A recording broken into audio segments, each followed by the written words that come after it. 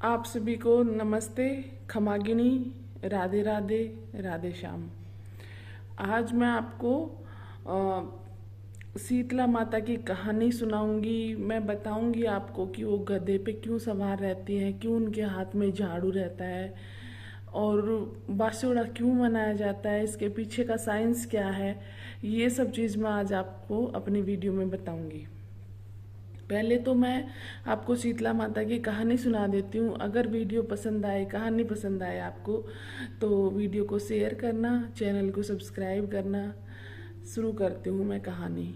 शीतला माता की कहानी में शीतला माता एक बार राजस्थान के किसी डूंगरी गांव में घूमने निकली कि देखूं कोई मेरे को पूजता है भी कि नहीं, ये देखने के लिए निकली। तो उन्होंने देखा कि गांव में उनका कोई मंदिर नहीं था। वो घूम घूम के देख रही थी, उनका कोई मंदिर नहीं था। तो जैसे ही वो गलियों से घूम घूम रही थी तो ऊपर से किसी ने उबलता हुआ चावलों का पानी उनके ऊपर डाल दिया, जिससे उनका सारा बदन जल गया, छाले हो गए बहुत ज़्यादा।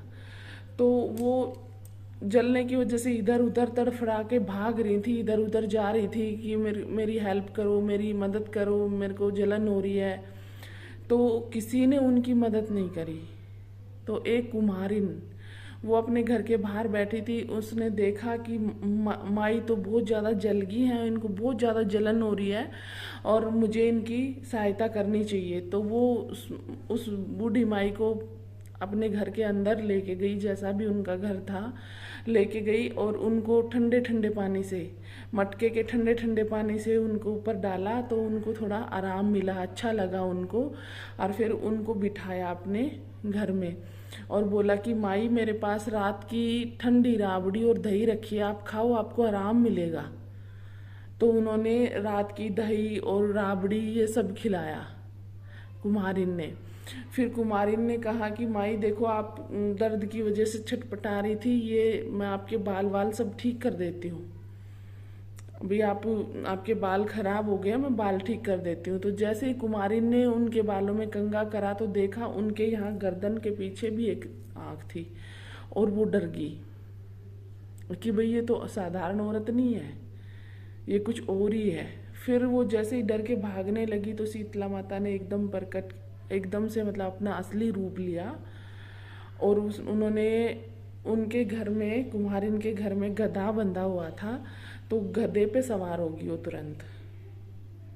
गधे पे सवार होके उन्होंने अपना असली रूप दिखाया कि बेटा तू डर मत, मैं शीतला माता हूँ और मैं देखने आई थी कि भाई मेरी कोई पूजा करता है या नहीं करता है, और मैं तुम्हारी भक्ति भाव से बहुत खुश हूँ। तुम्हें डरने की कोई ज़रूरत नहीं है, तुम मेरे से कुछ भी मांग सकती हो।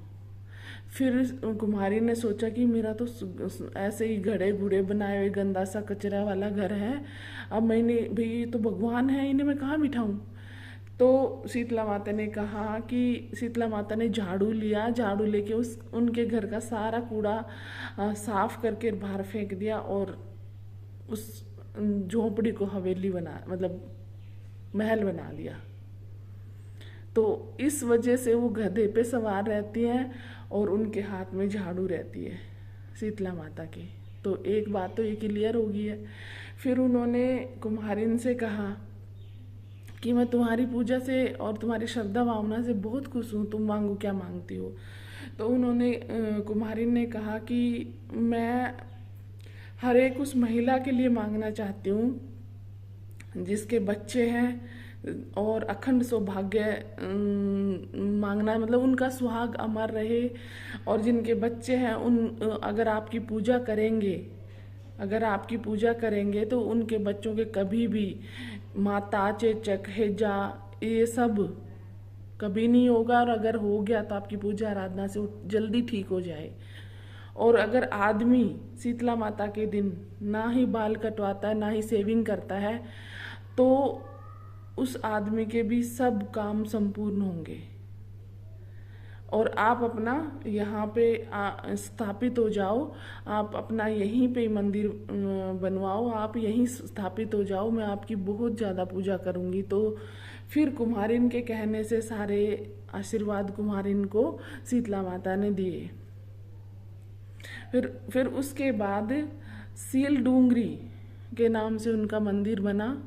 फिर अब तो गुड़गांव में भी है, गुड़गांव में भी है माता का मंदिर, लेकिन प्राचीन मंदिर सील डूंगरी के नाम से ही फेमस है राजस्थान के डूंगरी गांव में। अच्छा, अब मैं आपको बताऊंगी कि बासोड़ा क्यों मनाया जाता है, इसके पीछे का साइंस क्या है। अभी मैंने बताया आपको लगभग समझ में आ गया होगा।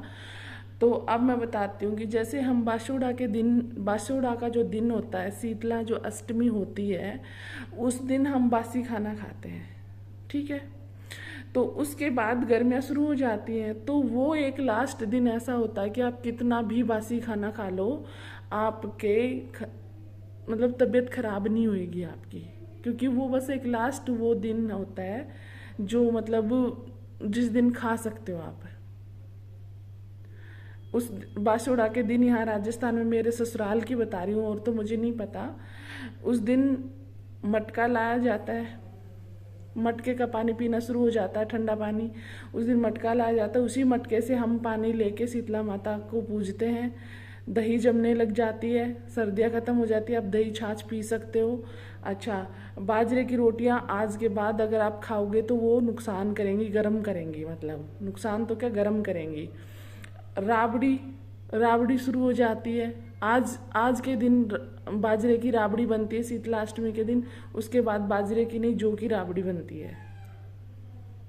इसके पीछे हमारे बुजुर्गों ने बहुत बड़ा साइंस है, इसके पीछे भी घड़े का पानी पीना शुरू कर देते हैं, ये साइंस है कि आज के दिन सर्दियाँ ख़त्म हो जाती है कंप्लीट रूप से और गर्मियाँ आ जाती हैं, तो आप ये चीज़ें खा सकते हो। अब जैसे इसके बासोड़ा के दिन हमारे पूड़ी, गुलगुले, कचौरी वगैरह सब बनते हैं ना, वो इतना नुकसान नहीं करते, लेकिन जैसे जैसे आप गर्मियों में खाओगे आपको नुकसान करेगा। ये साइंटिफिक रीजन है बासोड़ा मनाने का, और हमारे बुजुर्गों की परंपराएं और हमारे देवी देवताओं का आशीर्वाद भी है बासोड़ा। तो बासोड़ा कोई छोटा त्यौहार नहीं है, बहुत बड़ा त्यौहार है। आप इसे मनाइए, खुशी खुशी मनाइए, अपने बच्चों के लिए, अपने हस्बैंड के लिए।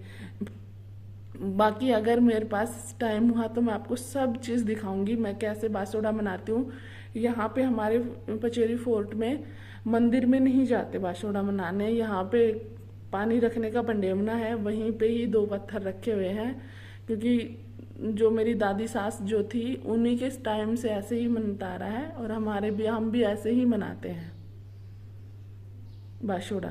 तो मैं शाम को जो भी चीज़ बनाऊंगी उसकी वीडियो बनाऊंगी और दिखाऊंगी आपको। और अगर मेरी वीडियो पसंद आई हो तो लाइक, शेयर एंड सब्सक्राइब करना। Bye bye.